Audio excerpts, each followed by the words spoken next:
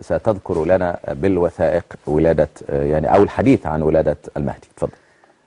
قصة ولادة المهدي غريبة، ولكن القابلة التي كانت موجودة عند ولادته جميع روايات الإمامية الشيعة الإمامية تركز على موضوع أن التي كانت حاضرة عند ولادته هي حكيمة عمة الإمام الحسن. وبعدين مفاجأة غريبة جدا، بحثت في محمد الجواد، الإمام محمد الجواد، هل أجد أن من بناته بنت تسمى حكيمة؟ لم أجد.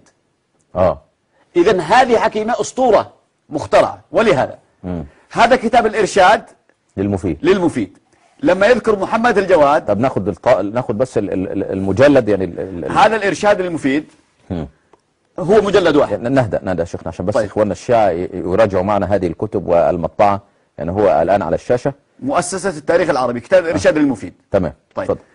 لما ذكر ترجمة أبي جعفر الذي هو محمد الجواد الذي تعتبر حكيمة بنته، قال: وكان منعوتا بالمنتجب والمرتضى وخلف بعده من الولد عليا ابنه الإمام من بعده وموسى وفاطمة وأمامة ابنتيه ولم يخلف ذكرا غير من سميناه. أين حكيمة؟ ذكرا. لحظة، لم يذكر حكيمة في البنات. فاطمة ذكرا لم يحصي البنات. لحظة وقال ولم يخلف ذكر البنات. عجيب الكلام. طيب لحظة شوي. فاطمة وأمامة ابنتيه ولم يخلف ذكرا غير من سميناه. طيب جميل. هذا الإرشاد المفيد. هذا دلتنا بإيه؟ لا يوجد له بنت ذكرا غير من ذكرنا، يعني هو أحصى الذكور وما أحصاش الأناث. طيب هذا كتاب الأنوار النعمانية لنعمة الله الجزائري. هذا المجلد رقم 1. الأنوار النعمانية لنعمة الله الجزائري. نعم. ذكر ترجمته وأما الإمام علي الرضا، ثم قالوا أما أبو جعفر محمد بن علي الرضا. قال: وله من الأولاد علي ابنه الإمام وموسى، ومن البنات حليمة وخديجة وأم كلثوم، ويقال أنه خلف فاطمة وأمامة ابنتيه ولم يخلف غيرهم. دول هي حكيمة. حكيمة واحدة ممن ذكرتها. لا ما ذكر حكيمة. لها اسمين. ايش هي؟ لها اسمين. يعني اسم دلع مثلا يا شيخ شاوي؟ يعني لم شوف تاني.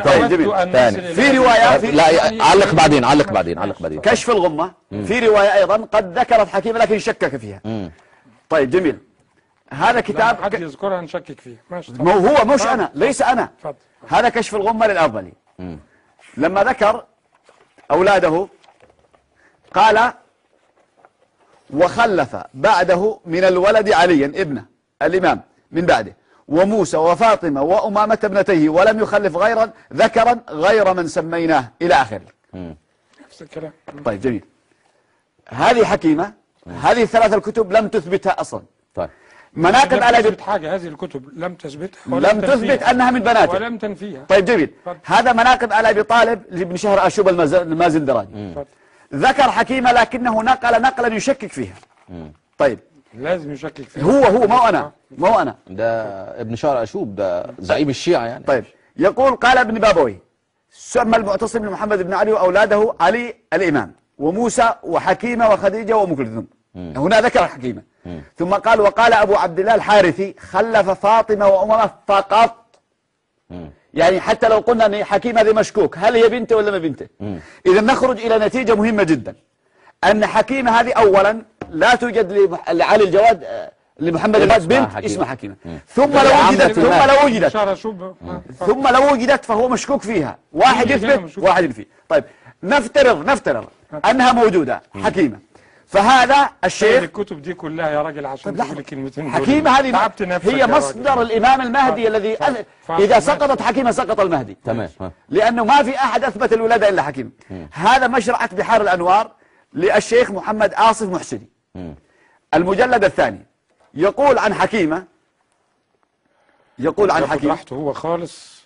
هو بيثبت شيء مهم، وانت ما عرفتش تثبت ولادة المهدي فهو بيثبت لك انه لم يولد. يقول يا شيخنا بص، يقول عن حكيمة، يقول: وحكيمة رحمها الله أيضا لم توثق، فهذه الروايات غير معتبرة لا ينبغي الاعتماد عليها. حكيمة حتى لو كانت موجودة هي غير ثقة، مجهولة. فكيف تروي؟ بحار الأنوار مش كده؟ بحار الأنوار مشرعت بحار الأنوار. مشرعت بحار الأنوار آصف محسن، محمد آصف محسني. نعيد مرة ثانية. قال: وحكيمة أيضا الكتب كلها شيعية، لم توثق، طبعات شيعية ومطابع فهذه الرواية غير معتبرة، لا ينبغي الاعتماد عليها. إذا أنا أطلب من الشيعة شوف بقى التدليس، أن هذا الكتاب فيه يعني كلمات كثيرة تثبت حكيمة، ولكنه طيب. بيأتي علي بالشواذ من منها العراق. بس. علي من العراق. بيأتي السلام بالشواذ عليكم منها ورحمة بس. الله. إيش؟ أخ علي السلام عليكم. وعليكم السلام. تفضل. عليكم السلام ورحمة الله. أنا أريد أسأل الأستاذ خالد لو سمحت. تفضل. نعم. قبل يومين انتبهت على حلقة تفضل. يقول بأنه هناك مهدي، يعني هو يقول إحنا نعترف بالمهدي لكن غير مولود. كيف؟ ممكن نتناظر وياه شوي الآن على التلفزيون؟ تفضل تفضل. أنت خلي صوتك واضح، أعيد السؤال بهدوء. بيقول لك أنت تعترف بالمهدي لكن تقول غير موجود. انقطع الاتصال. أكمل يا شيخ خالد، ماذا تقول حول هذه الولادة؟ إذا لنا ثلاث مراتب. المرتبة الأولى يقول حكيمة غير موجودة. طيب ما المطلوب الآن؟ ما المطلوب؟ أن يثبت لي حكيمة بالكتب، هذا أنها من بنات محمد الجواد. تمام. ثانيا إذا أثبتها يكون محل اتفاق، مش واحد يقول موجودة أحد يقول غير موجودة، أو 5 قالوا مش موجودة واحد قال موجودة، مشكوك فيها. نعم. لا تعتبر أصل. المرحلة الثالثة أن يوثقها، ينقل لي عالم معتبر من علماء الحديث يقولون حكيمة التي روت قصة ولادة الإمام المهدي ثقة، أو ترجمتها كذا يعني. توثيق ما يحتاج تكون ثقة، وإلا سقط المهدي. التي أخبرت بولادته مرأة مجهولة. تبنون مذهبكم على مرأة مجهولة. أصناما وتعبدها وتقدسها. من الذي صنعها؟ إيه السامري أو السمري الذي صنع لكم صنم الغيبة تعبدونه. إيه امرأة وتقول لي ده عليه يا السلام، أخي محمد وتقول لي وثقها، وإذا أثبتها وثقها، وإذا أثبتها كان من مش نواب عارف المهدي. إيه. نعم. السمري أثبت الغيبة، وحكيمة أثبتت الولادة، هما شخصان مجهولان. ليه ما هماش أربع السمري سفراء؟ مجهول أثبت الغيبة، وحكيمة أثبتت الولادة. ما هماش أربع امرأة سفراء. ورجل عليهما دين الشيعة الإمامية. يا حبيبي